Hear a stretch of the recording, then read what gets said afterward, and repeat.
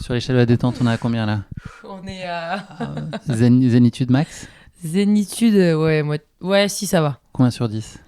8, Pas mal, ça va. franchement. Ouais. Et la première interview qu'on a fait ensemble l'année dernière, t'étais à combien? Bah là, j'étais à 10 parce que c'était Tu après venais de la finir ta course. course, ouais. J'étais dans le mood Ouais, post-course défoncé. Bien, quoi. heureuse.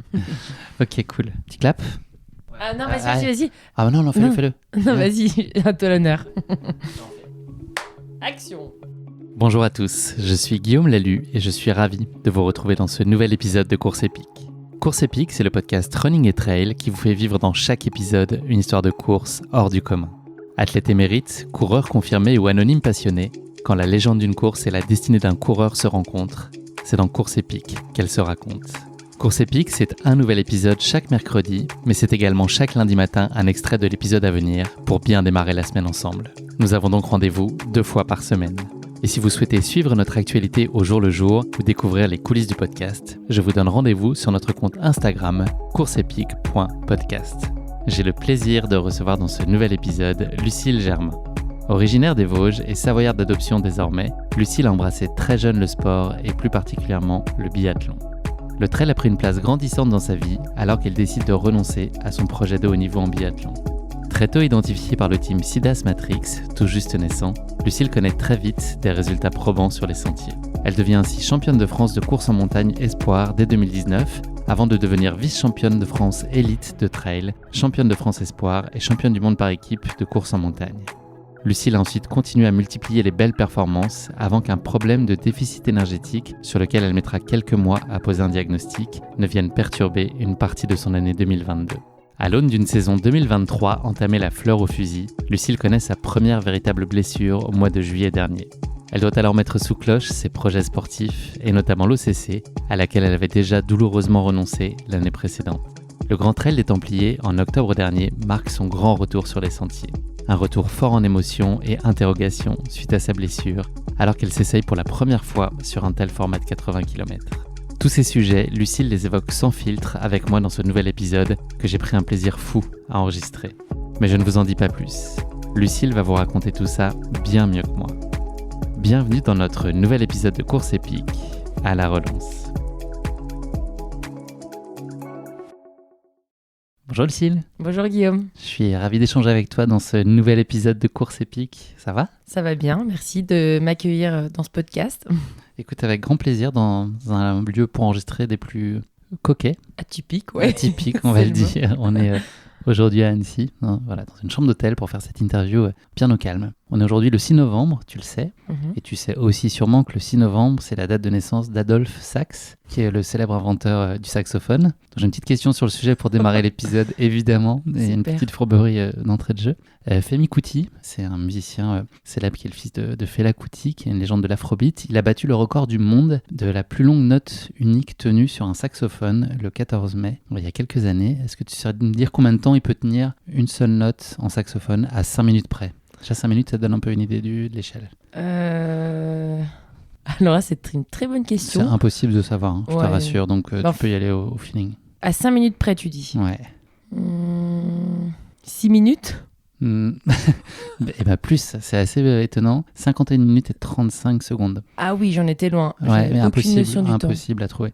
En fait, je t'explique, il utilise une méthode de respiration circulaire. Je sais pas si tu utilises ça quand tu fais la course à pied. Parce que physiologiquement, il est impossible d'expirer et d'inspirer simultanément, car l'homme ne possède qu'une seule trachée, elle ne fonctionne que dans un sens à la fois. Pourtant, certains instruments de musique, comme le didgeridoo, tu vois ce truc-là, c'est de bâton de bois là, australien, donc un peu aborigène. Voilà, ou certains métiers comme souffleur de verre nécessitent un flux continu d'air en provenance de la bouche. Et donc voilà, cette technique, elle est utilisée régulièrement dans la musique contemporaine, musique improvisée, et puis quelquefois dans le jazz, ce qui était le cas ici pour Femi Kuti.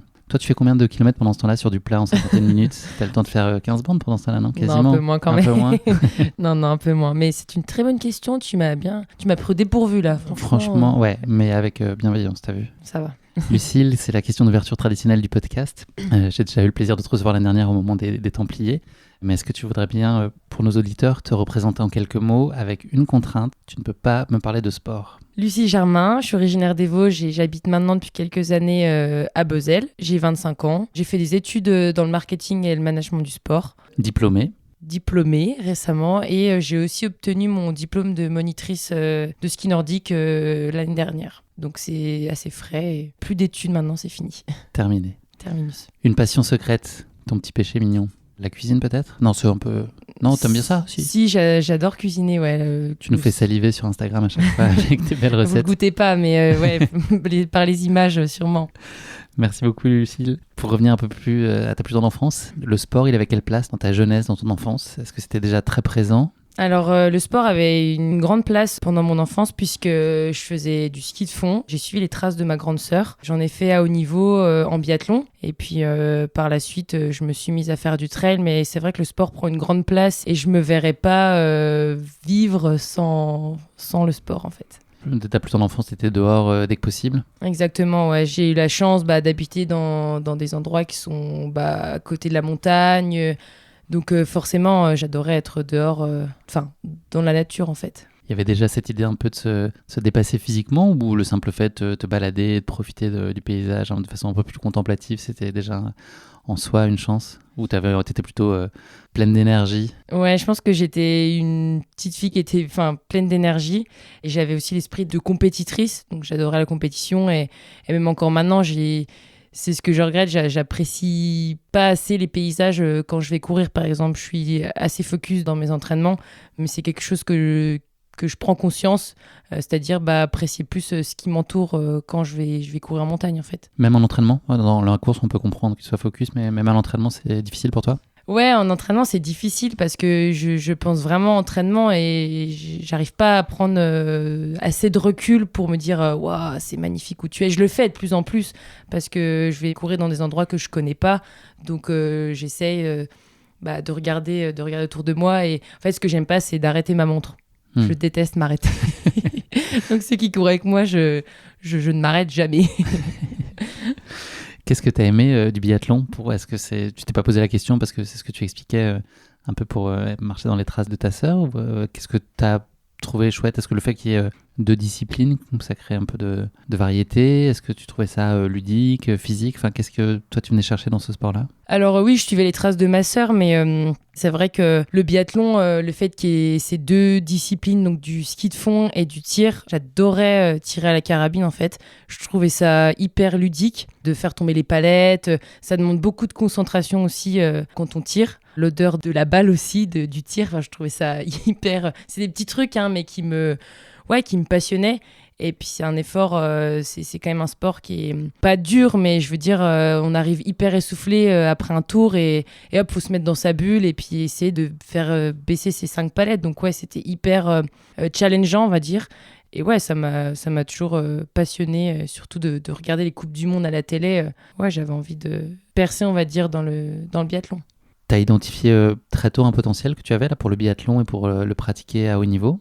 Alors, potentiel, oui, j'étais vraiment bien accompagnée par mon entraîneur dans mon ski club et puis après j'ai intégré le comité, donc ça m'a tout de suite motivée, je savais ce que je voulais faire, donc c'est-à-dire du haut niveau.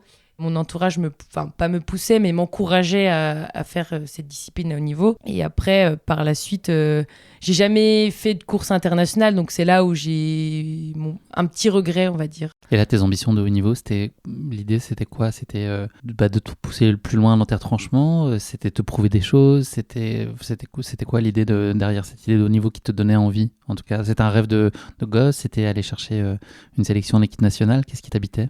Ce qui me motivait le plus, c'était d'aller chercher une place en équipe de France avec les meilleurs athlètes. Donc c'est ça qui me motivait à faire de belles courses, aller m'entraîner tous les jours. Ouais, c'est ça. Tu as arrêté le biathlon en 2017, si je ne me trompe pas. Est-ce que ça a été un déchirement ? Est-ce que ça a été un choix raisonné ? Ça a été un petit déchirement. Après, c'était vraiment une décision de ma part. C'était mon choix. C'était vraiment une année compliquée où j'ai perdu du poids. J'avançais plus du tout sur les skis. Je tirais très mal. Et après chaque course, je finissais en pleurant. Et je me suis dit, à quoi bon continuer un sport où en fait, je suis sans cesse déçue.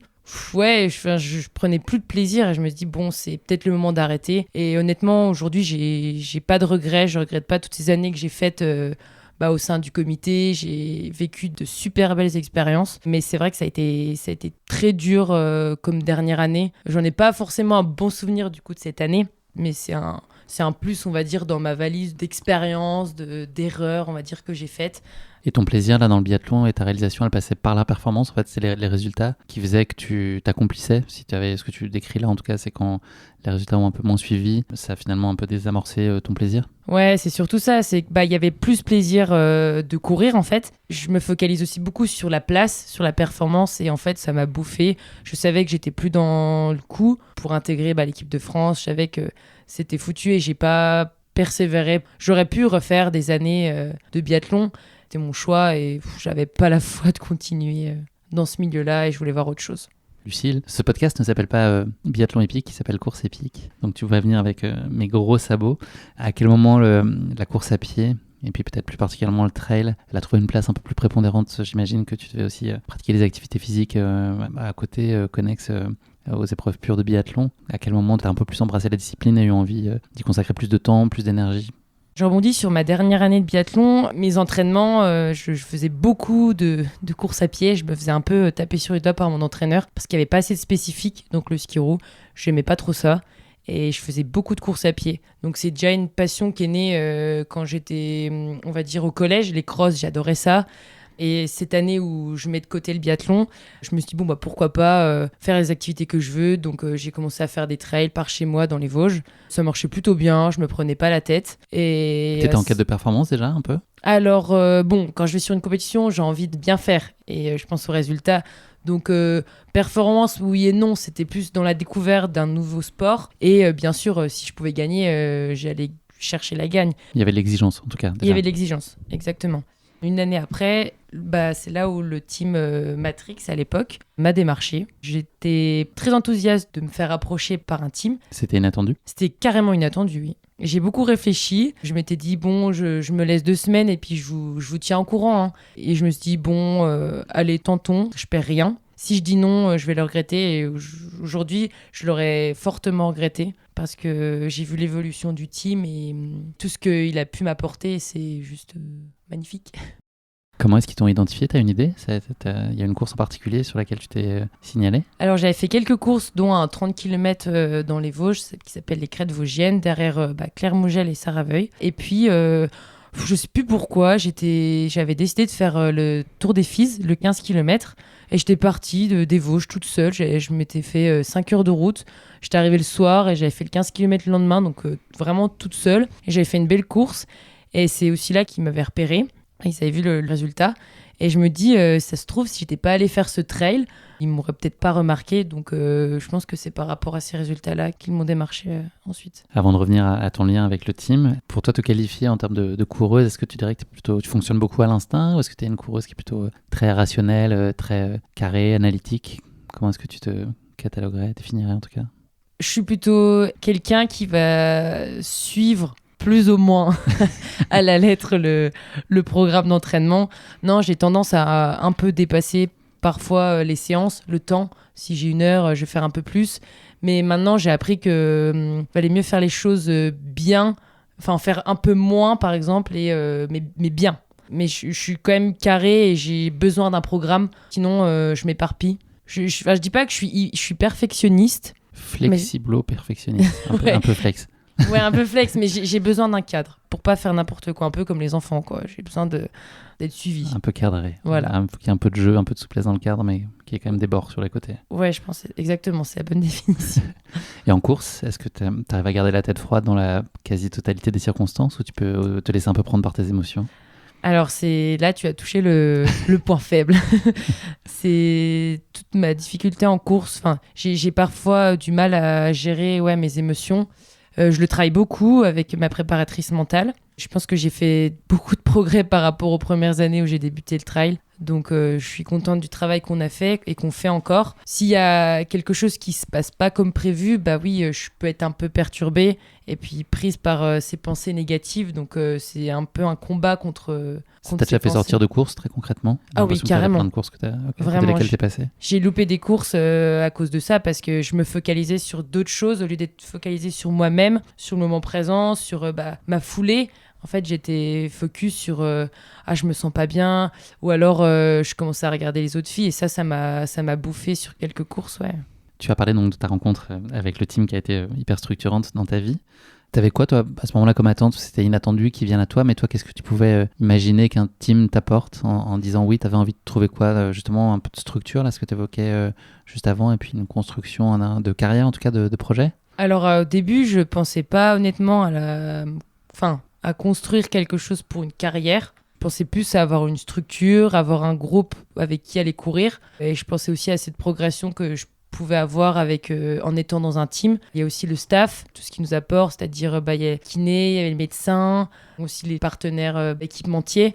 Tout ça, en fait, au début, je suis arrivée un peu la fleur au fusil parce que toute la première année, tout s'est super bien passé parce que je débarquais, on me connaissait pas et c'était trop chouette.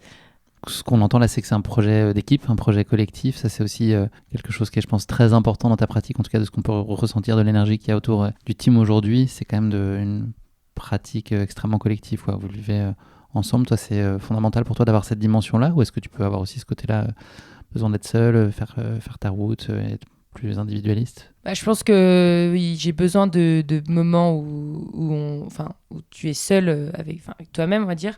Mais en fait, le team, ça fait 6 ans que j'y suis et on a créé des liens. Et maintenant, je pense que j'ai besoin de ça pour avancer sans oublier ma performance aussi individuelle. Mais c'est sûr qu'ensemble, on progresse tous ensemble, on évolue. Là, on l'a vu sur 5 ans, le team a bien évolué et c'est trop chouette. Mais ouais, je pense que j'ai besoin d'avoir cette structure-là pour plein de choses. Les déplacements, on les fait ensemble. Enfin, on crée vraiment des moments, on vit des moments forts tous ensemble. Cette arrivée au sein du team, là, ça a peut-être fait découvrir aussi quelque chose d'un peu nouveau, en tout cas d'avoir des attentes. Je ne sais pas si tu ressentais une forme de pression, en tout cas à ce moment-là, mais d'un seul coup, ça peut induire ça quand même, d'avoir finalement un peu des comptes à rendre, ou en tout cas des performances à réaliser. Est-ce que tu étais consciente de ça, et puis est-ce que ça pouvait être un peu préoccupant pour toi, ou tu étais totalement prête à accepter ce jeu-là? La première année, comme je te l'ai dit, tout se passait bien. C'était cool, hein, ça marchait bien. Je ne mettais pas non plus trop de pression par rapport au biathlon. C'est aussi ça, en fait, je pense qu'en arrivant du biathlon, j'étais un peu décomplexée. Le milieu, je trouvais ça assez ouvert. Les gens étaient ouverts, bonne ambiance, très populaire. Tout ça me plaisait et ça sortait vraiment du cadre fédéral du biathlon. Donc première année, c'était top. Et l'année d'après, je pense que j'ai ressenti de la pression. Mais bien sûr, on a envie de bien faire. On a envie de faire plaisir, peut-être avant soi, au team et aux partenaires. Donc oui, on ressent une certaine pression autour de nous. Donc après, c'est à nous de la gérer.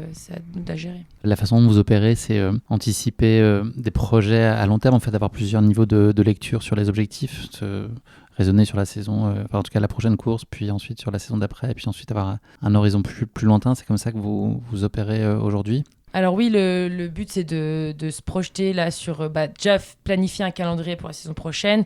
Et après, l'objectif, c'est de réaliser, on va dire, un plan de carrière pour les futures années, pour savoir avoir une ligne directive de où est-ce que l'on va. Donc c'est bien d'avoir une trame et une ligne directive, de savoir, ok, bon là, dans quelques années, je veux me perfectionner sur des formats plus courts. Et puis, sur le long terme, je veux me découvrir sur un format beaucoup plus long et aller sur l'ultra. Question pas facile, la Lucille Germain en 2026, elle est où? Elle fait quoi? Elle a accompli quoi? Alors, en 2026, j'aurai 27 ans. Je commencerai à aller sur des formats plus longs. Jusqu'à maintenant, je pense que je prends le temps d'y aller petit à petit. Et ça ne me donne pas forcément envie d'aller sur un plus de 100 bornes. Et je pense que c'est bien. Parce que plus je suis patiente et plus je vais apprécier de découvrir ces formats-là. Et c'est assez excitant de savoir que j'ai encore plein de choses à découvrir. Donc c'est un peu le sens de la course dont on va parler aujourd'hui, qui était un peu exploratoire, ce format 80 km, qui était une nouveauté pour toi. On va y revenir tout à l'heure. Là, sur la planification donc des rendez-vous sur une année type, je ne sais pas à quel point tu peux dévoiler ton année prochaine, mais tu fixes 2-3 objectifs clés, et puis ensuite tu construis autour pour te mener au pic à ces moments-là? Alors c'est exactement ça, je vais me fixer 2 voire 3 objectifs maximum, en essayant c'est même pas en essayant, il faut que je sois prête pour ces 2 à 3 objectifs. dans le but de faire une performance. Donc, ce qui n'est pas facile, parce que jusqu'à maintenant, il y a tellement de courses, donc il faut bien planifier son calendrier. Et autour de ces objectifs-là, oui, je vais prévoir des courses de préparation, puis des blocs, donc des gros blocs d'entraînement, et puis des stages avec le team, et puis en perso aussi. C'est quoi ton principal moteur aujourd'hui là? Qu'est-ce qui te pousse sur une ligne de départ? Je pense que c'est vivre une aventure, vivre plein de moments, qui soient bons, qui soient mauvais, durs, ces moments d'inconfort aussi. Ouais, je dirais que c'est vivre une aventure. Ta course, tu la considères réussie quand il s'est passé quoi? Qu'est-ce qu'il faut pour que tu sois satisfaite? Ça passe forcément par un résultat ou pas? Alors maintenant, j'essaye de ne pas penser au résultat en premier et de regarder le résultat à la fin. Mais au début, je regarde si j'ai tout donné. Donc tout donner, c'est quoi? Ça veut dire si mon plan, ma gestion de course, elle est réussite. Si mon plan de nutrition, je l'ai respecté. Et si je passe la ligne d'arrivée en me disant que j'ai tout donné et que je pouvais pas faire plus et que je fais, imaginons, 4e ou 5e, eh ben, ça veut dire que celles qui seront devant, elles auront été meilleures que moi aujourd'hui. Donc j'estime que si je donne tout, pour moi ma course elle est réussite. Si tu dois faire un autodiagnostic de aujourd'hui là où tu en es en termes des qualités que tu as pu développer, les chantiers encore que tu vois sur lesquels tu as envie de travailler, ce serait quoi? Donc je veux bien que tu répondes à la fois sur l'aspect physique puis aussi l'aspect mental qui est évidemment crucial aussi. Alors aujourd'hui, mes qualités physiques, on va dire, c'est que j'ai pris beaucoup de force dans les jambes, dans les cuisses, notamment grâce à la muscu. Donc ça, j'en suis assez contente. Après, je sais qu'il me manque pas mal de vitesse sur des parties plates, vallonnées. Donc ça, c'est quelque chose que tu travailles moins aujourd'hui? C'est quelque chose que je travaille moins parce que je fais beaucoup de ski l'hiver et je garde 1 ou 2 footings par semaine. Mais ça, c'est des choses que je vais mettre en place dans les années à venir pour être plus à l'aise sur des parties plates et plus avoir de doutes, prendre plus de plaisir sur des parties où je suis moins forte. Et après, mentalement, j'ai passé un cap dans la gestion du stress. Mais il y a encore d'autres paramètres comme vivre un peu le moment présent, être plus focalisé sur moi que sur les autres. Mentalement, il y a encore vraiment du boulot et c'est chouette de se dire qu'il y a des axes de progression. Là, pour parler un peu plus de la gestion un peu de tes semaines et de ton agenda, est-ce que là, l'hiver prochain, par exemple, tu vas enseigner, tu donnais des cours de ski nordique et de biathlon, si je dis pas de bêtises, est-ce que c'est encore prévu? Est-ce qu'il y a cette logique un peu de double projet qui va continuer à exister pour toi? C'est vrai que c'est toujours dur de travailler et de s'entraîner. Je l'ai fortement appris l'année dernière avec mon master et que j'ai fait en alternance dans une entreprise chez Fisher. J'ai fait une saison pas catastrophique, mais très moyenne, due à ce double projet. Donc cette année, j'ai décidé de travailler uniquement au ski club à Bezel. Donc c'est 2 jours par semaine. Et l'ESF, je vais mettre ça de côté au moins pour l'année prochaine. C'était un choix qui est assez dur parce que pour moi, ça fait du bien de voir autre chose. L'ESF, j'adore enseigner, j'adore rencontrer du monde. Mais voilà, c'est un choix que je prends pour mieux m'entraîner et pour mettre, on va dire... Donner plus de chance, en tout cas consacrer plus de temps à ta carrière sportive. Ouais, c'est ça, c'est me donner plus de chance, faire plus d'heures l'hiver. Et puis, tu vois, comme je l'ai dit, essayer de faire des séances de piste, de route pour m'améliorer sur le plat. Merci beaucoup, Lucille. On va passer à notre questionnaire de Proust. J'ai 4 questions hautement philosophiques à te poser. Ça va te surprendre. J'ai peur. La personne vivante que tu admires le plus? Alors, je dirais Emily Forsberg. J'aurais aimé sortir du cadre du trail, mais j'avoue que Emily, j'ai eu la chance d'être au départ de certaines courses à côté d'elle. Et je suis toujours impressionnée. Je ne sais pas pourquoi. Je l'admire beaucoup. C'est pas parce que c'est la femme de Kilian. C'est que elle a quand même un super beau palmarès. Aujourd'hui, elle a 2 enfants. Elle continue de s'entraîner.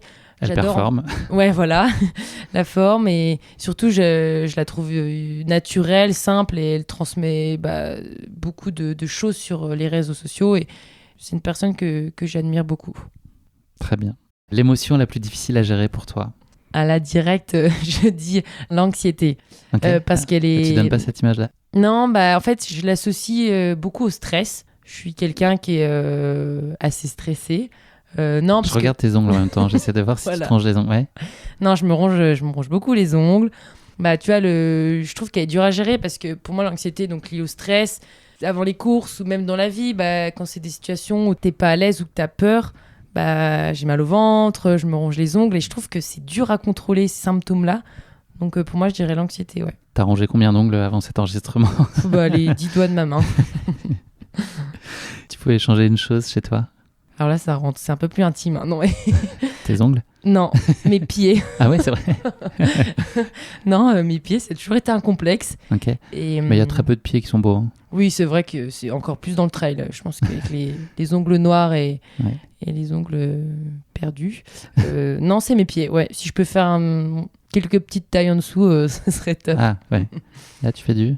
Ça, c'est ça hors se dit pas, non, ok, bip, c'est pas dans le questionnaire de Proust. Bip, bip. Envoyez aux suggestions. Bonis, une chose qu'on ne sait pas de toi, un petit secret, une passion inavouée, une anecdote. Une petite anecdote, on va dire, c'était en 2019, les championnats du monde en Argentine, c'était ma première sélection en équipe de France de trail. Et je suis honorée de dire que j'ai couru avec Laura Dahlmeier. Donc à défaut de l'avoir vue en Coupe du Monde et de l'avoir admirée, elle est quand même double championne olympique en biathlon. J'ai couru à ses côtés et je l'ai même battue. Donc c'est une petite anecdote, mais franchement, sympa, ça compte. Allez. Pas mal. Donc t'étais très jeune quand même. Ouais, j'avais... Petite vingtaine quoi, il y a 4 ans. Ouais, j'avais 20 ans. Donc c'était ma premier championnat du monde, première section et premier 42 aussi kilomètres. Bravo. Voilà. C'en est fini pour ce questionnaire de Proust, Lucille. Je vais parler de la course qui va nous intéresser aujourd'hui. Donc c'est le Grand Trail des Templiers. Le Festival des Templiers, donc de manière plus globale, il est étonnamment né, je pense que tu le sais, dans le Colorado. En août 89, c'est Gilles Bertrand et Odile Baudrier, leur créateur, qui assistait alors en tant que journaliste à une course qui s'appelle Leadville, qui est une épreuve précurseuse, je ne sais pas si on dit ça, aux États-Unis, qui propose 100 miles de course à travers les grands espaces du Colorado. Et c'est dans l'avion retour qu'ils ont eu tous les deux l'idée de proposer une épreuve similaire dans le sud d'Aveyron, là où ils vivaient. Quelques années plus tard, la course des Templiers a été lancée et par la même occasion, le premier véritable trail en France. Le Festival des Templiers qui se tient depuis chaque année au mois d'octobre à Millau réunit en général 13 000 coureurs de 45 nationalités différentes qui prennent le départ des 12 courses qui sont proposées, donc de la course adaptée qui fait de 1,5 km à 3 km, aux courses enfants en passant par la Templière qui fait 7 km 2 jusqu'à des formats beaucoup plus longs et notamment l'Endurance Trail, 104 km. Pour parler de la course qui va nous intéresser plus particulièrement aujourd'hui, le Grand Trail des Templiers est long de 80 km pour quasiment 3500 mètres de dénivelé positif. Et c'est l'épreuve dite traîne du festival. Et elle se court traditionnellement le dimanche. Donc elle clôture ces grandes journées de réjouissance autour du trail running. Elle comporte des sections exigeantes, notamment des montées raides, des falaises, des monotraces, des descentes techniques. Cependant, la beauté des paysages et des villages pittoresques et l'ambiance du festival des Templiers font de cette course une expérience inoubliable. En tout cas, moi perso, c'est un festival que j'aime beaucoup. Et je pense que toi aussi, pour t'avoir déjà tendu le micro là-bas l'année dernière, je pense que tu l'aimes bien. C'est un événement que j'apprécie beaucoup parce qu'il propose plusieurs courses pour tous les profils. Et le cadre est idéal pour courir. Les sentiers sont magnifiques. Ça change de ça change, c'est ce que j'allais dire. Donc les coureurs, dont toi, traversent des endroits emblématiques et préservés tels que le Causse Noir avec ses allées bordées de buis centenaires et la ferme du CAD. La descente technique du CAF et la montée sur le nez rocheux de la Puncho ajoutent encore à la difficulté de la course, mais le final se fait tout en beauté avec une descente jusqu'à l'arrivée marquée par l'Arche du Bonheur et aussi de la délivrance.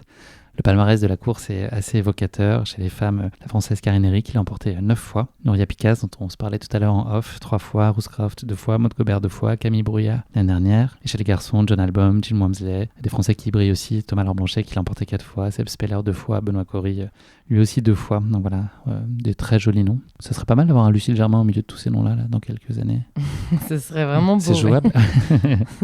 Bon, ça va être un joli petit morceau en tout cas pour toi, ce grand trail que tu veux me raconter aujourd'hui. J'ai pas fini de te torturer, Lucille, parce que là maintenant c'est la question qui pique. Aïe aïe aïe. Ouais. T'es prête ? Ouais. Bon, j'imagine que tu as profité du paysage, mais je sais pas si tu as eu le temps de profiter des spécialités locales, notamment au ravito du CAD.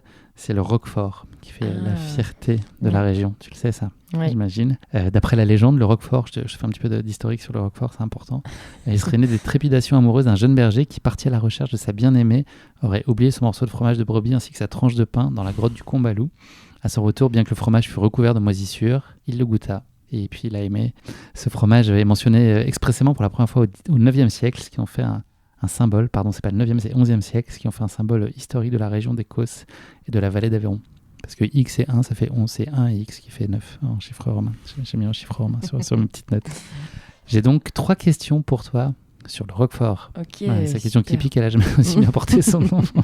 On est sur le Question fromage. qui pue aussi peut-être. Ouais. Le Roquefort est le plus vieux fromage de France. Est-ce que c'est vrai ou faux? C'est un vrai faux pour toi aujourd'hui là. Une chance sur deux. Je dirais faux. Eh ben c'est vrai. Ah. Le Roquefort est souvent considéré comme le plus vieux fromage de France, datant d'au moins 1000 ans. Ok. On retombe sur notre 11e siècle. Le Roquefort peut être fabriqué ailleurs qu'en France. Faux. Oui, c'est faux. Selon la réglementation de l'AOC, le Roquefort ne peut être produit que dans la région de Roquefort-sur-Soulzon en France. Voilà. Et la dernière, la plus difficile, je pense, le coureur britannique Tom Evans, vainqueur de la Western cette année et 3e de l'UTMB 2022, tire son prénom du fromage du même nom, qui vient de Savoie ou des Pyrénées. Tom. La Tom. Ah, je dois dire là où ça va ou là? Non, tu dois me dire si il tire son prénom du fromage, du nom du fromage. Faux. Bah oui, Ouais, complètement faux.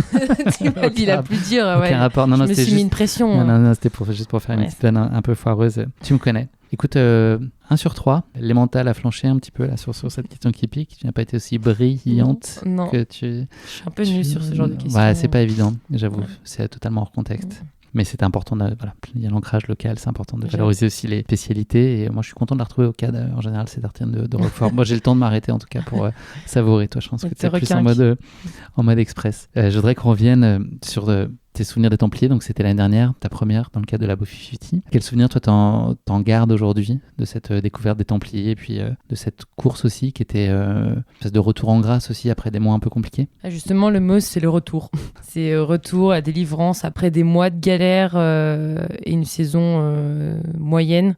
Donc, refaire cette course dans un cadre que je connaissais pas, un format que j'apprécie, puisque c'était 48 km. Non, c'était pur plaisir. Pour développer peut-être un petit peu sur la période de laquelle tu sortais, et puis dis-nous ce que tu veux bien nous dire de ce moment-là, de ce passage-là, mais c'était des résultats qui n'étaient pas nécessairement à la pleine hauteur de tes attentes, et t'as fallu un petit peu de temps pour réussir un peu à poser une explication sur ce qui était en train de se passer physiquement pour toi. Ouais, en fait, l'année dernière, c'était après Sierzinal, j'avais enchaîné la Norvège et Sierzinal au mois d'août. Après Sierzinal, pendant la course, en fait, j'étais bridée complètement, j'avais l'impression d'être à fond. J'étais à fond, mais j'étais bridée. Je ne pouvais pas passer à 5e, vraiment, j'étais... On s'est dit, bon, il y a un souci, il y a des facteurs qui ont fait que j'étais en déficit énergétique. Donc, j'ai fait appel à... Enfin, le team m'a conseillé d'aller voir un diététicien. Donc, il travaille avec nous dans le team. Maintenant, c'est Jocelyn, que Notre tu connais. popote et que Voilà. nos auditeurs connaissent aussi. Que tout le monde connaît. Prochain épisode bientôt, parce que je sais que nos auditeurs aiment beaucoup ce format-là. Donc, Jocelyn et Baptiste, avant la fin de l'année, on a un épisode qui est prévu tous les 3. Et il nous régale, il nous régale. Oui, dans tous les sens du terme. Donc Jocelyn, il a mis un peu le doigt sur le problème. Exactement, et il m'a super bien aidé à, comment dire... Jocelyn m'a aidé à passer cette période, et donc il m'a fait un plan de nutrition pour justement en fait augmenter mes calories sur la journée. Donc il a fait ça bien, il m'a pas dit double ton assiette de pâtes le midi, et enfin mange-temps, c'était vraiment d'ajouter des petites collations dans la journée pour augmenter le nombre de calories. Donc je trouvais ça hyper intelligent. Donc c'était la période très compliquée. Après j'ai repris tout. C'est toi qui avais, enfin c'était lié au mental beaucoup, parce que t'avais moins envie ou tu mangeais pas suffisamment c'est ton cerveau qui t'envoyait ce message-là? Ouais, en fait, je mangeais pas bien. Et oui, c'est sûr que les salades, ça n'apporte pas d'énergie, surtout après des heures d'entraînement. Ça s'est enclenché l'année dernière quand j'étais en colocation. Tu rentres du boulot, il est tard, j'avais pas forcément envie de me faire à manger. Un peu la flemme. Donc, erreur d'un sportif, parce que, en plus, normalement, quand t'as la flemme, tu te fais un bon plat de pâtes avec de la sauce tomate. Non, moi, c'était des petites salades. Maintenant, c'est des erreurs, je sais qu'il faut pas que je les refasse parce que ça coûte cher derrière. Et pour mon corps, en fait, c'était assez malsain. Je donnais pas assez par rapport à ce que lui faisait. Est-ce que tu as eu peut-être, si tu te sens à l'aise d'en parler, des symptômes, ou est-ce qu'il y a des choses qui pourraient servir éventuellement à nos auditeurs qui pourraient être confrontés à la même chose? Est-ce qu'il y a des signaux auxquels il faut être vigilant et qui peuvent signifier qu'il y a ce type de problème? Nous, les femmes, on a la chance d'avoir nos règles, et les cycles menstruels, c'est ce qui a pointé du doigt le problème, en fait. J'avais pas eu mes règles depuis plus de 8 ou 9 mois. Donc là, on s'est dit, bon, il y a peut-être un truc qui cloche dans mon corps. Et Simon, mon entraîneur, ne voulait pas que je reprenne les entraînements du temps que j'ai pas mes règles. Donc on a entendu quelques semaines. C'est pas revenu tout de suite, donc il a bien quand même fallu que je reprenne les entraînements, mais à basse intensité. Et c'est revenu petit à petit quand j'ai bien suivi le plan de Jocelyn. Donc comme quoi, en fait, la nutrition, elle a beaucoup joué sur ça. Il y a aussi le repos qui a fait que j'ai su retrouver un équilibre, on va dire. voilà, c'était cette période compliquée. Il a fallu combien de temps là pour que tu remettes un peu tout à niveau ? On l'a détecté en mois d'août et je suis revenue bien en octobre. Donc ça fait 3 bons mois, on va dire, pour retrouver la forme. Ça, tu le sentais avant même d'avoir des résultats qui étaient la preuve que tu étais revenu en forme ? Est-ce que toi, tu sentais dans des bonnes dispositions physiques et que tu reprenais les poils de la bête ? C'était dur mentalement de me dire, ok, il faut que je mange plus, alors que je m'entraînais pas forcément plus. Parce que, bah oui, j'avais peur de grossir, j'avais pas envie de prendre du poids. Donc au final, ça s'est super bien passé. J'ai pas pris de poids, je me suis même affûtée au final. Donc comme quoi, le corps est bien fait. Et après, j'ai repris l'entraînement petit à petit, tout à l'envie. Et j'avais vraiment les crocs et le couteau entre les dents pour revenir et faire des courses. Et sur la Above 50, ça s'est bien vu. Je sentais que j'étais en forme, j'avais pas de pression parce que c'était aussi la dernière de la saison. J'avais envie de retrouver mon niveau et ouais, ça a bien marché. Donc ensuite, la place à l'année 2023. Est-ce que tu peux nous parler du premier semestre, donc entre janvier et puis juin on va revenir un peu plus tard sur ce qui s'est passé au mois de juillet, mais un premier semestre qui est, je pense notamment à l'équipe de France, qui a été quand même un des gros marqueurs, un des gros faits saillants de ce début d'année pour toi. Est-ce que tu peux nous raconter un peu ce que tu retiens, toi? Il n'y a pas eu que ça, il y a eu le KV du Marathon du Mont Blanc, il y a eu la Cité de Pierre où tu as cherché une sélection. Voilà. Quel bilan t'as tiré de ce premier semestre? Est-ce que tu as pu surfer un peu sur ta vague positive de la fin d'année 2022? Alors c'est vrai que ce début d'année 2023, c'était beaucoup d'émotions. Ça a commencé par la Cité de Pierre.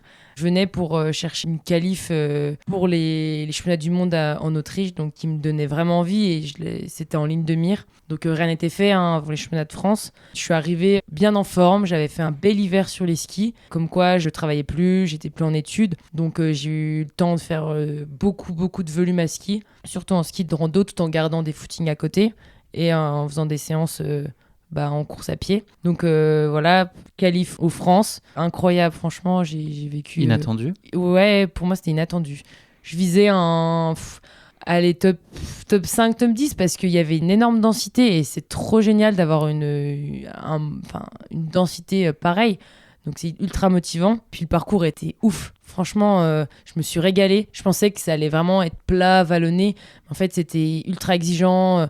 Joueurs, beaucoup de singles, très peu de pistes, tout ce que j'aimais. Donc super course, franchement incroyable. Enfin, même au niveau de la gestion du stress mentalement, je pense que c'est une des rares courses où j'ai eu le smile. Bon, au début, à la fin, je suis arrivée dans un sale état, mais au début, ouais, j'étais contente d'être là. Et surtout, c'est une des courses où la veille, j'ai jamais ressenti autant de bouillonnement en moi. J'avais envie d'y aller, en fait. Mais vraiment, j'avais le feu en moi. J'arrivais pas à dormir parce que je voulais y aller, en fait. J'avais des fourmis. J'étais, mais je veux partir, quoi. Donc, ça me l'a pas trop refait, tu vois, sur les autres courses. Donc, ça, c'est un souvenir... ouais, j'espère que ça me reviendra. Mais voilà, après, j'ai eu des petites courses de préparation en vue du second objectif qui était les mondiaux. Parcours montagneux, pareil, tout ce que j'aime, technique, du single en montagne. L'Autriche, c'est chouette, hein, c'est des paysages qui ressemblent un peu à chez nous. Et après, là, c'est en toute humilité, ma course, j'en suis pas hyper satisfaite parce que je visais un top 10 pour être honnête. Et pareil, je me suis trop focalisée sur un objectif de résultat. Donc, je fais 15e en individuel. Et après, voilà, ce qui m'a vraiment boosté, c'était la médaille par équipe. On avait une super équipe. Franchement, le stage qu'on a fait en équipe de France en mai, juste avant, c'était... on est toutes jeunes, on se tirait vraiment sur les séances. Ouais, on s'aidait vraiment. Et je me suis dit, mais là, les filles, on était toutes motivées à aller chercher la médaille. Donc, on a vécu une incroyable expérience, beaucoup de belles émotions. Et le contre-coup quand on est rentré, après, c'était limite pas une dépression, hein, mais tout retombait, la fatigue, les émotions, et c'était même dur, c'était... Le vide, un peu. Vide. En tout cas, ouais, vraiment, quand on passe le contre-coup, c'est ça. Il y a ensuite un fait marquant qui a un peu venu bousculer ta saison, parce qu'il y avait en ligne de mire une OCC à l'UTMB en août. Mais avant ça, il y a eu une Sky Race en fait, en Autriche, le 22 juillet. Et là, c'est le drame. C'est le drame. C'est le drame, ma cheville. Ouais, j'ai détruit ma cheville. 7 km avant l'arrivée. J'ai voulu me retourner pour voir Hilary Jardy que je venais de passer. Et je tourne la tête et à ce moment-là, je trébuche dans un pierrier, dans un plat montant. C'est triste. Et On attendait mieux de toi quand même, un peu de flamboyance quand C'est même. vrai. Hein, dans une descente hyper technique, non, quelque chose. ouais, même pas. Même C'était pas. un peu technique quand même, Ok. mais c'était plat montant. Franchement, là, c'est moyen. Donc, non, manque de lucidité. Je hurle, je pense qu'elle m'a entendu, Hilary. Et là, je sais que je me la suis quand même bien tordue. Donc, je me dis, de toute façon, t'es troisième, t'as pas le choix, faut que t'ailles chercher cette troisième place. Serre les dents, et puis ça ira. Et là, franchement, je pense qu'en termes de dépassement, de douleur, je suis allée assez loin. Parce que j'ai passé la ligne d'arrivée. C'était vraiment... Enfin, déjà, la descente c'était glissant, c'était technique. Je me suis dit, mais là, tu retombes, ta cheville, tu vas arriver, elle va être... Enfin, elle va pendre, en fait. Et non, tout s'est bien passé. J'étais hyper concentrée. Focus sur là où je mettais les pieds, sur les cailloux glissants. Et là, je vois la ligne d'arrivée. C'était une délivrance, un soulagement. Et j'avais qu'une seule envie, c'était d'enlever ma chaussure. Et là, je sentais que j'étais pas à la limite du malaise, mais j'avais un peu la tête qui tournait. C'était les émotions, c'était ce choc-là, la cheville qui a tourné. Et puis, voilà, après, je pensais que c'était une petite entorse et qu'en 3-4 jours, c'était fini. Donc, Simon m'avait mis des séances de force à vélo 5 jours après, tout allait bien, quoi. Mais non, je suis allée direction médecin du sport et puis IRM, radio. Et là c'était vraiment le drame avec ligament lésé. Et puis le pire, c'était la fracture du cinquième méta. C'est la première fois que tu étais confronté à une telle blessure, en tout cas de cette gravité, entre guillemets. Ouais, j'ai déjà eu des petits soucis, mais de là à être arrêté plusieurs mois sans courir, c'était la première fois. Le deuil le plus dur à faire à ce moment-là, c'est quoi? C'est l'OCC? Alors l'OCC, oui, mais quelques semaines après, parce que je sais pas pourquoi, j'étais super optimiste. Je me suis dit, ça va faire, hein, je vais courir, je vais faire de la réduc, je vais aller voir le kiné, et puis voilà. Tu voyais sur la ligne de départ? Je me voyais sur la ligne et j'avais envie, je faisais tout pour que ça aille mieux, je mettais de l'argile, enfin vraiment toutes les remèdes de grand-mère. Ouais, j'optimisais tout en termes même de nutrition, hein, de sommeil, pour que ça aille plus vite. Et le moment où tu as su que ça serait pas possible, c'était, j'imagine, très compliqué? Ça a été assez compliqué, ouais, c'était le coup de massue sur la tête parce que l'année dernière, j'ai abandonné cette course et j'avais une revanche à prendre. C'est une belle course. Et de pas y aller cette année, pour moi, c'était un deuxième échec. Tu l'as su combien de temps avant? Ouais, je l'ai su, honnêtement, je l'ai su 3 semaines, Début ouais. août, quoi. En vrai, peut-être 2 semaines après la blessure. Et là, est-ce que c'est possible malgré tout de trouver du plaisir à aller sur la semaine UTMB, d'aller encourager les copains, de vivre au milieu de tout ça, ou est-ce que c'est quand même la frustration qui domine? Alors la frustration, elle domine, un petit fond de tristesse aussi, de voir les copains courir, ouais, c'était vraiment, moi je pouvais pas courir encore à cette période-là, j'avais ma chevillère et puis ça, en fait ça me fendait le cœur. Je sais que ça reste que du sport, mais en fait moi c'était me priver d'une belle course et ça me rendait mal d'être là, mais je l'ai fait et je l'assume. Je fais pas mon Calimero, sinon j'y serais pas allée. Et j'y allais du coup dans le but de profiter à fond cette semaine, d'aller voir les partenaires, d'échanger, de passer du bon temps. Et c'est ce que j'ai fait. Honnêtement, j'ai réussi à passer au-dessus. Après, je dis pas que le jour de l'OCC, ça a été facile. J'ai rajouté que tu as fait un peu la fête aussi. Ça se Comment tu sais? Ouais, il faut bien décompresser. Ouais. C'est quoi les leviers psychologiques sur lesquels tu as pu t'appuyer pour gérer au mieux cette période-là qui n'a pas dû être simple? Tu parlais de Anne tout à l'heure. Ta prep mentale, est-ce qu'elle a un rôle particulièrement essentiel dans des moments comme ça? Qu'est-ce qui a pu, toi, t'aider à tenir le choc autant que possible? Alors oui, Anne, j'ai fait une séance avec elle pour justement, tu vois, parler de tout ça, essayer de trouver des projets à côté. Elle m'a fait aussi prendre du recul sur la blessure et me trouver des occupations autres que le sport. Et c'est vrai que là, j'ai pris conscience de l'importance qu'il y avait d'avoir un projet à côté du trail. Et je me suis dit, il y a un jour, j'ai pris mon petit livre, parce que j'ai un petit livre où je note mes courses. Il y a une petite clé ou pas? Ah non, pardon. Non, il n'y a pas, c'est pas un journal intime, mais ça pourrait. Mais je note tout, j'adore écrire mes comptes rendus et tout ça. Je trouve que d'année en année, je reprends mes anciens carnets, je dis, là, j'avais fait une super course, qu'est-ce qui a marché? Enfin bref, voilà. Et j'ai noté un peu mes compétences, ce qui me plaisait, et essayer de trouver des projets pour, en fait, qu'est-ce que j'allais faire à l'avenir, qu'est-ce que je ferais après le trail. Et là, j'ai eu un coup de massue en mode qu'est-ce que je vais faire, quoi, qu'est-ce que je vais faire après le trail. Et franchement, c'était pas simple, hein. Je me suis dit, mais tes études, est-ce qu'elles vont te servir? Et en fait, je fais un brainstorming en mode, bah voilà, j'adore les chambres d'hôtes, j'aimerais bien travailler dans un refuge une certaine période. Enfin, en fait, je me suis un peu redécouvre en mode, bon, bah ok, il n'y a pas que le trail, tu as d'autres occupations. Voilà, j'ai aussi appris à partager du temps plus avec mes amis, ma famille, bon, qui était loin, mais je suis rentrée dans les Vosges, ça m'a fait un bien fou. Faire des coloriages, parce que ça te concentre vraiment sur ton dessin et pas sur autre chose. Tu débordais ou pas ? Un petit peu. Parce que la mine, elle était pas bien taillée, c'est pour ça. La tentation, j'imagine, c'est de reprendre très vite, alors que peut-être tout n'est pas complètement aligné, que le timing n'est pas forcément idéal. Est-ce que tu as réussi à contenir cette envie-là, ou est-ce que tu as été un peu déraisonnable ? Alors, c'est pas que j'ai été déraisonnable, mais j'ai repris au bout d'une semaine. J'ai fait une semaine de repos total parce que ça me tapait quand même bien dans la cheville, j'avais assez mal. Mais une semaine après, j'ai même fait du home trainer avec ma botte là, qui tient chaud. Ouais, on a pu la voir en photo sur Instagram. Effectivement, Voilà. une botte assez massive. En tout cas, cette période de l'année, elle est pas très agréable, j'imagine. Elle doit donner chaud en plein été là. Mais en fait, t'as pas le choix parce que le pied doit pas poser par terre. Donc j'ai fait une séance ou deux comme ça avec la botte. Moi, je me disais, bon, il n'y a pas de risque. Mais voilà, j'ai repris tout de suite le vélo et bon, j'avoue, je pensais que j'allais apprécier le vélo de route encore plus que maintenant. Mais au final, non. Pas du tout. Pas du tout. J'ai fait quand même des belles longues, des 140 km que j'aurais jamais pensé faire un jour. Donc voilà, c'est mon regret d'avoir repris trop tôt, je l'avoue, parce qu'au bout d'un mois, j'en avais marre du vélo, j'en pouvais plus. Et je me dis, bon, en fait, t'as repris un peu trop vite, t'aurais dû prendre le temps de te poser. Surtout que là, c'était peut-être le signe que mon corps avait besoin de se reposer. Et je l'ai pas assez écouté. Est-ce que le projet de Templier, il était déjà présent à ton esprit, ou est-ce que c'est les circonstances qui a fait que tu as prévu de le mettre à l'agenda ? Je pense que tu avais une autre course qui était prévue début octobre, idéalement, l'Ultra-Pyrénéen. À quel moment tu t'es dit que les Templiers étaient l'option à considérer et potentiellement ton objectif de fin de saison, dans le meilleur des mondes ? Alors, c'était mois d'août, avant l'UTMB, parce que j'avais besoin de me refixer un objectif. C'est dur de s'entraîner sans objectif derrière. Moi, c'est ce qui me pousse à aller m'entraîner chaque jour. Donc, on s'est dit, bon, bah, l'Ultra-Pyrénéen, c'est mort. Et pourtant, j'avais de l'espoir. Mais bon, aller sur un 100 km avec très peu de séances, c'était juste faire n'importe quoi et aller...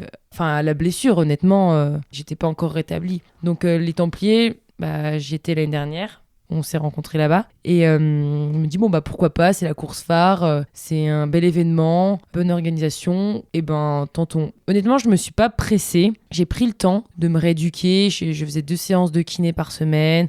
Tous les jours, je faisais mes exos de proprioception à la maison. Encore une fois, je faisais tout, même l'alimentation. Je mangeais beaucoup de petits suisses, du fromage pour le calcium, pour réparer cet os. Pas de Roquefort ? Pas de Roquefort, non, c'est pas mon truc. Mais je faisais tout et j'optimisais tout. Vraiment. Et je crois que je suis fière de le dire, mais je suis assez contente de moi parce que j'ai bien réussi Disciplinée. Ouais, disciplinée. Et j'ai géré cette période, en fait.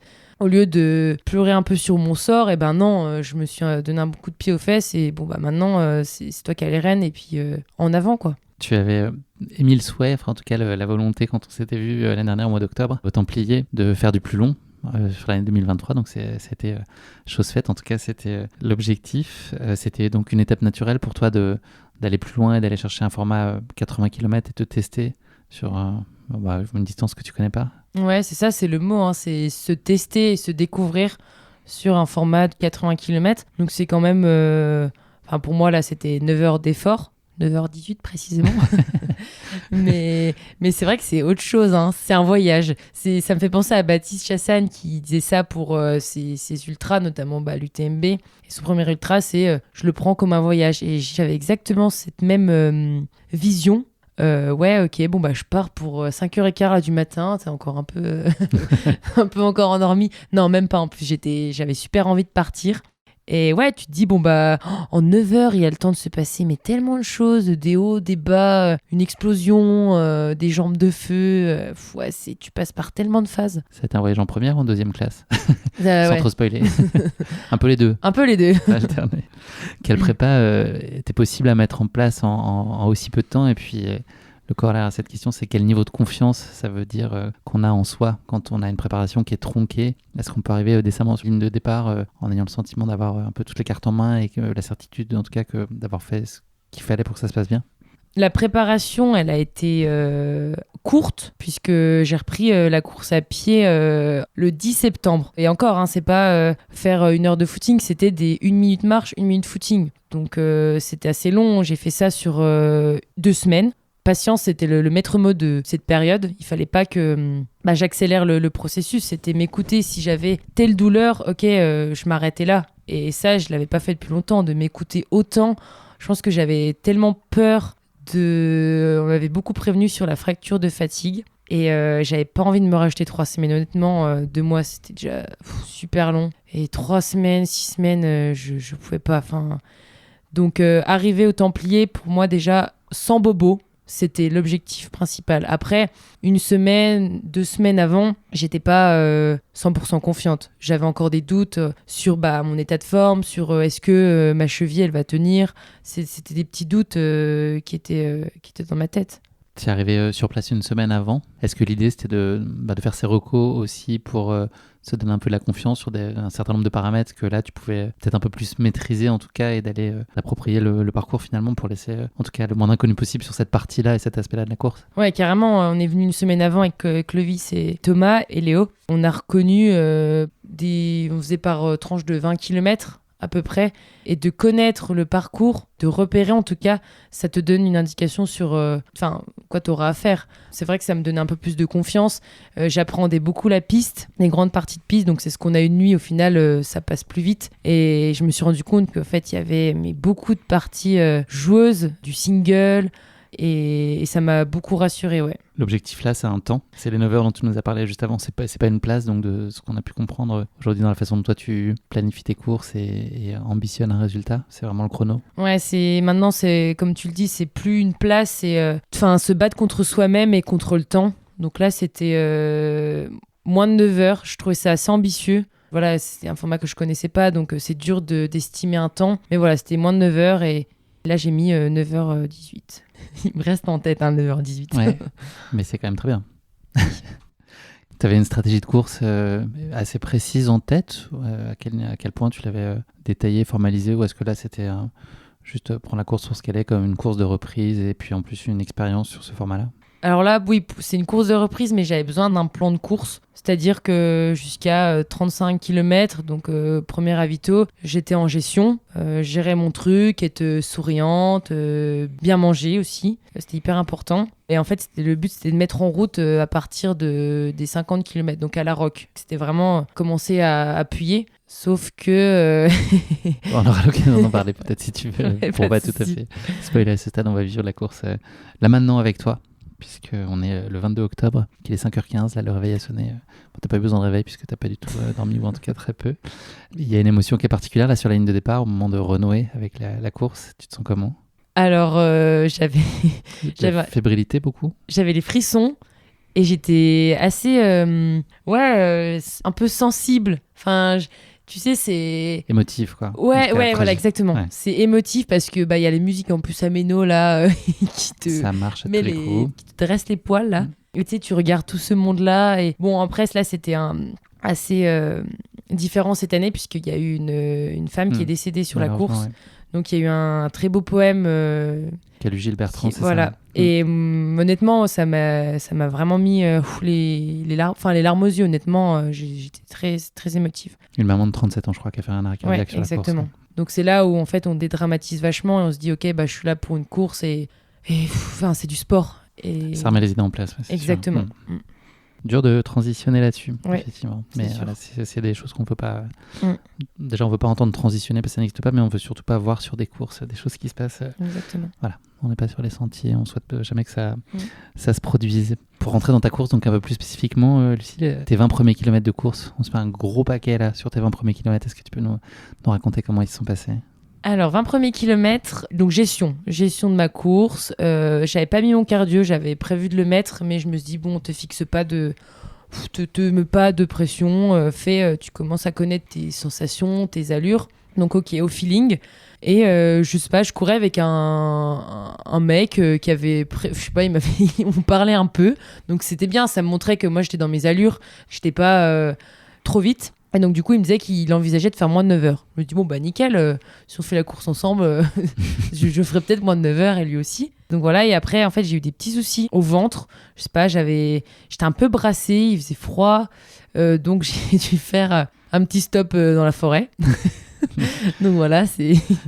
Allez, c'est un petit souvenir. Voilà, je décomplexe, hein, je dramatise le truc. Ça fait partie des courses. Ça fait partie du truc. Et ce qui est marrant en plus, parce que je voyais des gens rentrer de la forêt, sortir. Bon, je pense qu'il y en a eu pas mal qui ont eu des petits soucis. Mais bon, voilà, c'était important, il fallait que je m'arrête parce que sinon, c'était long après et je pouvais pas.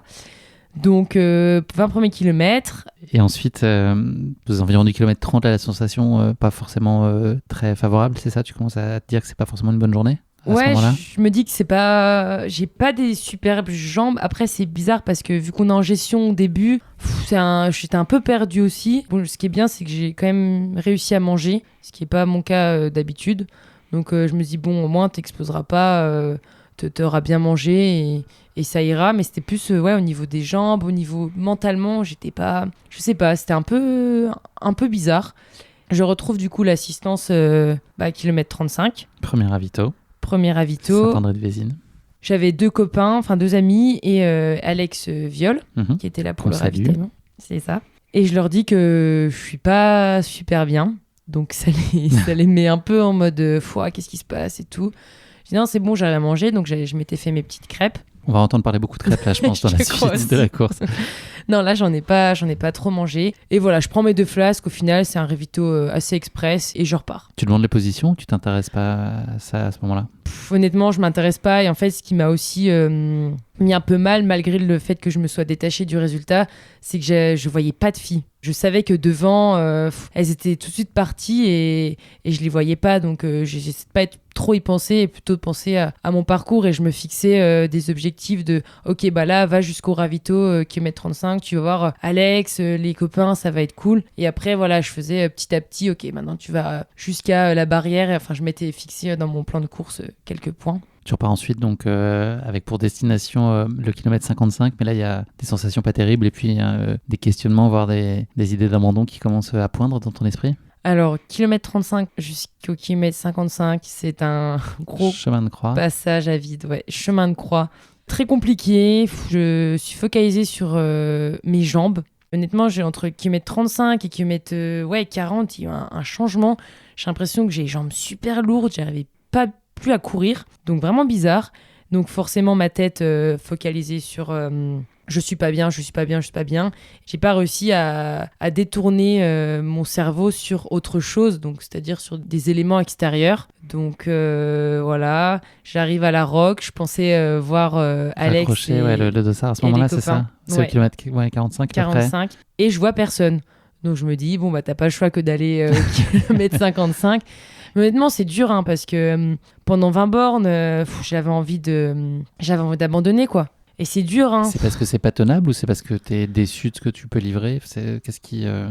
C'est pas déçu, c'est que... Tu sais pas pourquoi t'es là? Ouais, exactement. Je me dis, mais en fait, je me remettais en question en mode, mais en fait, c'était trop ambitieux cet objectif. Je suis pas prête. Mon corps, il est pas prêt à courir autant de temps et autant de distance. Je m'en voulais, en fait, de m'être inscrite. Et après, bon, bah voilà, kilomètre 55, en fait, c'est la bascule. Donc, kilomètre 55, c'est le ravito numéro 2 à la Salvage. Qu'est-ce qui va contribuer à te relancer? Il y a un peu des crêpes, mais pas que, j'imagine. Et surtout l'entourage. Surtout l'entourage. J'ai complètement changé de mood à ce moment-là. Donc, Tiffany, une amie qui était là, elle me dit mais t'es super bien là, tu cours encore et tout. Et je sais pas, j'ai eu un déclic dans ma tête en mode mais attends, mais en fait ton cerveau il fantasme des choses qui n'existent pas. Exactement. Et tu vois, je me dis c'est là à quel point le cerveau il est super fort et il contrôle tellement de choses. Donc tu vois, inconsciemment aussi, je suis arrivée au ravito, j'ai arrêté ma montre. Comme un entraînement. Et c'est là où du coup à l'arrivée j'ai vu que j'avais passé 5 minutes au ravito de la Salvage. Donc j'ai mangé des crêpes, ça m'a fait trop du bien. J'ai pris une 2 fraises tagada dans ma poche pour me requinquer pour le plaisir. Et en fait je repars en feu. L'effet escompté s'est produit à ce moment-là et c'est bon, on réussit à te relancer pour la suite là. Je pense que l'entourage, j'ai remarqué que sur du long, j'ai vraiment besoin de ça, en tout cas mentalement, pour me remotiver, pour me booster. Ça me fait vraiment du bien. Et j'ai besoin d'entendre les bons mots pour continuer d'avancer en fait. Je dis pas que je dépends d'eux, mais j'ai besoin de cette force-là. Ça contribue aussi. Ouais. Ça fait pas tout, mais ça contribue largement. Ça contribue beaucoup. Ou en tout cas, ça peut retourner une situation, ce qui a été le cas ici. Carrément, là, je suis arrivée en mode zombie, j'ai envie d'arrêter. Et je me souviens encore ce qu'Alex m'a dit, c'est qu'il m'a dit mais là, on est au Templier, en fait, donc tu vas finir la course, sinon tu vas le regretter, en fait. Et je les remercie aujourd'hui. Ensuite, tu continues donc tes petits bonhommes de chemin. Tu fais une super descente jusqu'à Masbio, qui est aux alentours du kilomètre 70. Après, en montée, tu es aussi pleine d'engagement, en tout cas pleine de volonté. Tu es très offensive. Tout s'est réaligné comme avant, presque. Ouais, carrément, je fais... Comme au meilleur de ta forme, en tout cas, d'avant-blessure. Je fais une super descente jusqu'à Masbio. À Masbio, j'envoie du monde, il y a une bonne ambiance. Et là, du coup, je savais qu'il y avait une grande montée avant le CAD. Le CAD, j'allais voir mon assistance et qu'après, il y avait la Puncho et la super descente. Donc, le parcours, je le connaissais. Et en fait, ça me manquait ces montées parce que jusqu'à Masbio, ça court beaucoup. C'est ultra exigeant. Et Masbio, je savais que je pouvais marcher, faire des grands pas, compter un peu sur ma force musculaire que j'avais travaillé avant les Templiers avec les séances de musculation. Donc j'ai pris un énorme plaisir dans ces bosses-là. Je reprenais du monde, j'ai repris 2-3 filles qui m'avaient doublé. Donc j'étais contente. Et j'arrivais même à relancer. Donc je me suis dit, wow, c'est incroyable comment le corps peut changer d'état d'un moment à l'autre, d'une heure à l'autre, comme ça peut changer. Donc tu te dis, c'est jamais fini en fait, tout peut changer. Et ensuite le ravito du CAD au kilomètre 72. Donc là, l'option, c'est de faire ça en mode express. Donc pas le temps pour les tartines de Roquefort. Là, on te dit plutôt de déguerpir assez vite, c'est ça? Ouais, là, exactement. J'arrive. Là, c'était Thomas qui avait repris le relais. Et vu que j'avais doublé les deux filles, je lui dis ravito express, ravito express. et je voulais vraiment pas perdre de temps. Donc, il m'a un peu calmé en mode attends, tu vas reprendre tes flasques, tu vas manger un bout et là, tu pourras y aller. Donc, ça m'a aussi calmé, mais j'étais trop. Je bouillonnais à l'idée de repartir. Ce qui est bon signe. Ouais, ce qui est bon signe. Et puis de m'attaquer à la Puncho. Cette partie-là, on l'avait faite à la Buffy 50, sans la montée finale de la Puncho, donc je la connaissais. Et j'avais envie d'être à l'attaque et de finir au mieux cette course qui avait plutôt mal commencé. Donc là, tu croques à pleines dents la Puncho. Quand tu arrives en haut, il y a encore Thomas. Ouais, il y a Thomas. Là-haut, dernier boost de motivation. Là, il vient te chercher un peu sur une position, là, pour le coup. Pour le coup, ouais, il me dit qu'il y a 3 minutes devant, il y a une fille et qu'il faut que je fasse une grosse descente. Et je sais pas pourquoi, dans ma tête, je me dis, s'il me dit ça, c'est qu'à mon avis, je suis peut-être 11e. Et je descends fort, tout en restant focalisé sur mes pas parce que c'était hyper boueux, c'était assez glissant. Je me disais, c'est pas le moment. En fait, je me voyais déjà à la ligne d'arrivée. Je me dis, non, attends, reconnecte-toi là au moment présent. T'es dans une descente, fais attention à ta cheville et tac, donc hyper focus. Et en fait, je fais une super descente. Et je revois Thomas et mes proches qui étaient au ravitaillement. Au moment où je traverse la route, il restait un bout de descente pour aller à la ligne d'arrivée. Et là, il me dit elle est à 20 secondes, faut que tu donnes tout. Donc là, moi, dans mon cerveau, je me suis dit mais là, c'est la fin, faut que tu donnes mais tout ce que t'as, tout tes tripes là. Et je la dépasse franchement à une allure. Vraiment, j'allais assez vite en toute humilité. Et du coup, je la dépasse. Et là, je me retourne pas. Je me dis, là, t'as qu'un truc à faire, c'est d'aller le plus vite possible à la ligne d'arrivée. J'avais pas regardé mon chrono et je voulais pas voir le temps parce que ça m'intéressait plus. Et là, je retrouve tout le monde. Je passe cette ligne d'arrivée qui a eu une saveur un peu particulière. J'étais très émotive. J'ai lâché ma petite larme, encore une fois.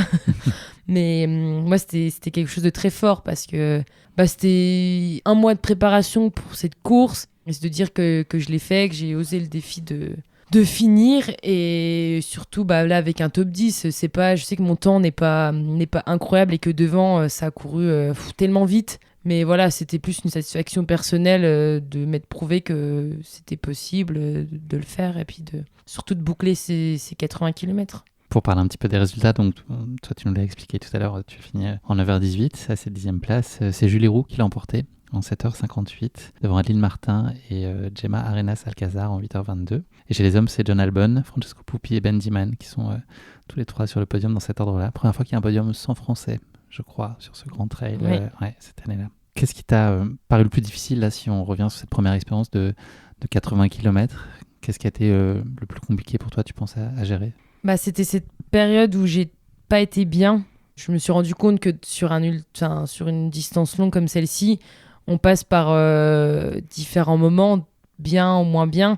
Je m'en veux un peu de ne pas avoir réussi à gérer, d'avoir mal géré cette phase-là, parce que on a beaucoup travaillé avec Anne, tout ce qui est détourner le cerveau quand ça va pas, ou quand t'as pas les bonnes jambes, et je l'ai pas fait, et je le regrette, parce que je pense que j'ai perdu beaucoup de temps.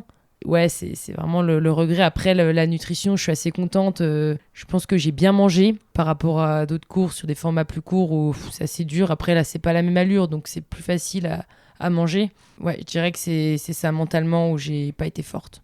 Qu'est-ce que tu tires aussi? Il y a des enseignements et plein de raisons d'être aussi très positif sur cette expérience. Qu'est-ce que tu remets là? Tu en parlais de ton petit bagage là, en début d'épisode.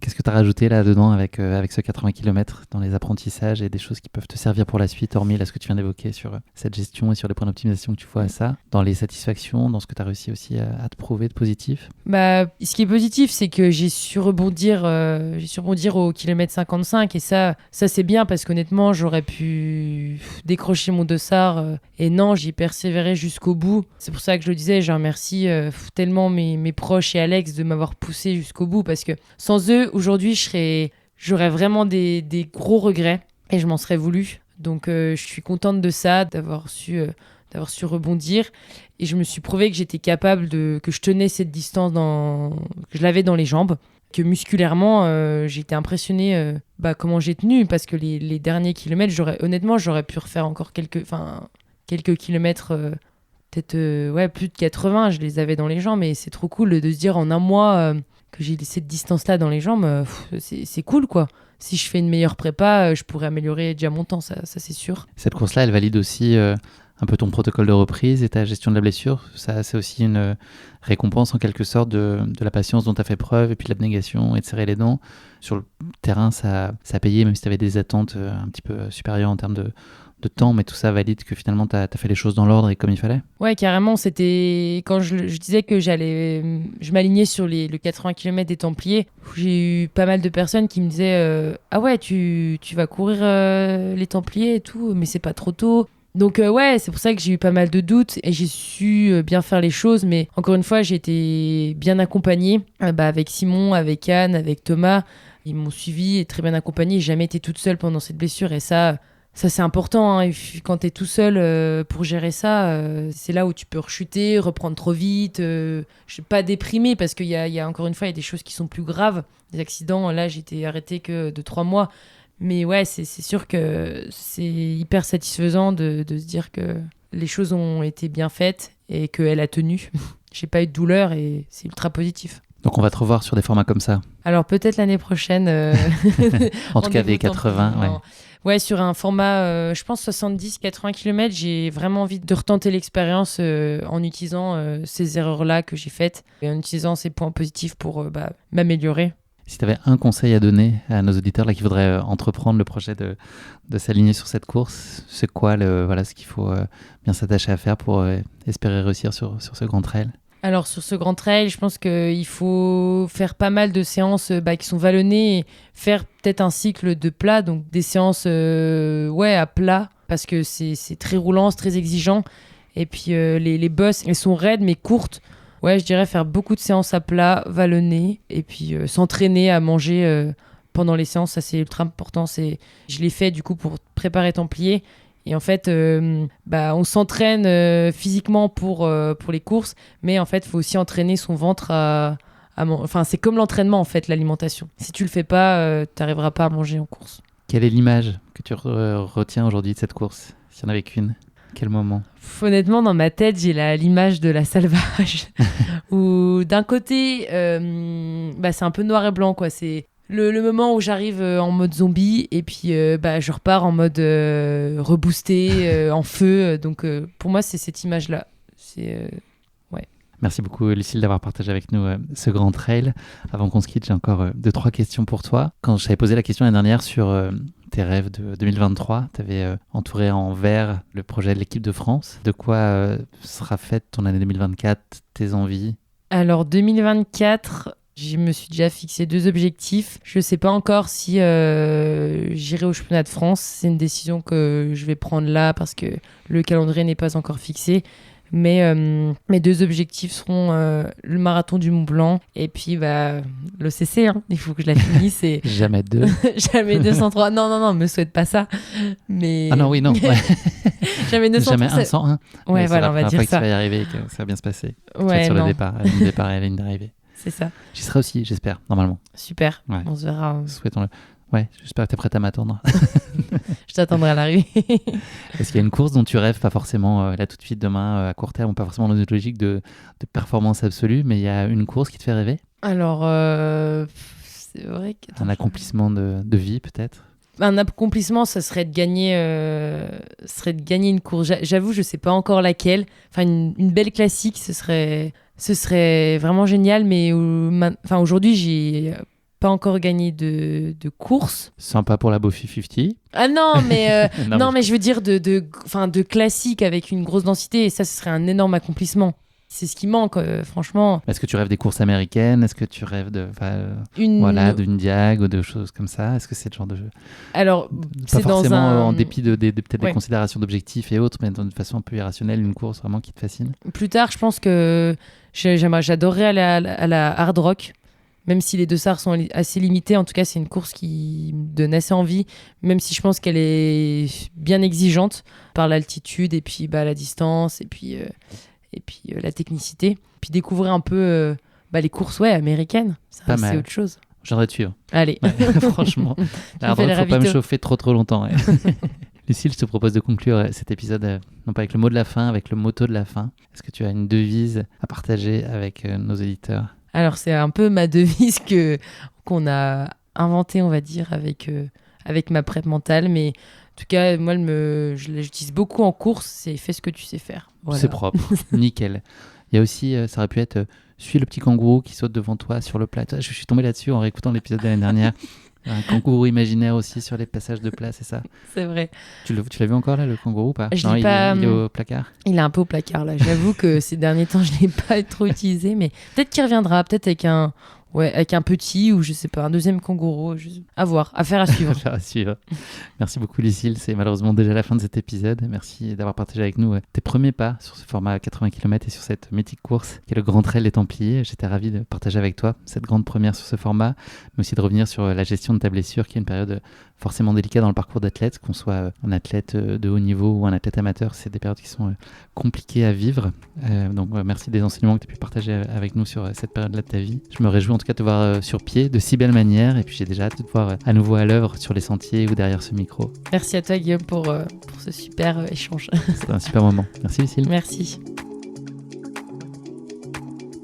Merci d'avoir écouté cet épisode. Si vous l'avez écouté jusqu'ici, c'est qu'il vous a probablement plu. Alors n'hésitez pas à noter le podcast et rédiger un avis sur votre plateforme d'écoute favorite. C'est essentiel pour soutenir ce travail indépendant. Cela ne vous prendra que quelques secondes et ça change beaucoup de choses pour le podcast. Et pour être sûr de ne manquer aucune course épique à venir, n'oubliez pas de vous abonner sur votre plateforme d'écoute. Merci encore infiniment pour votre soutien, votre fidélité et vos chaleureux messages que je lis et auxquels je réponds avec un immense plaisir. S'il vous plaît, continuez. À très bientôt pour une nouvelle course épique, évidemment.